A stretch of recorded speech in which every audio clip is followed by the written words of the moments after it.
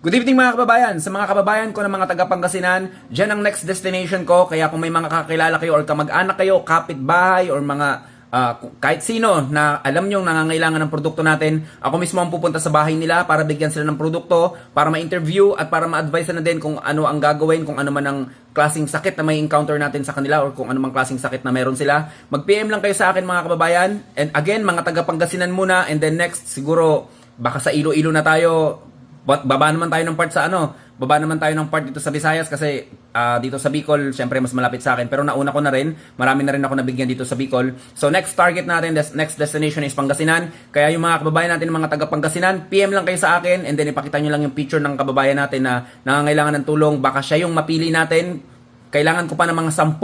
Yan, mga 10 na pupuntahan ko. Para hindi sayang yung pagpunta ko dyan. Sulit din yung pamamasahin natin, no? Para magkita-kita tayo dyan. Ilang mga kababayan, mga taga Pangasinan, stay healthy. Ako si Chance at ako magsasakang gala.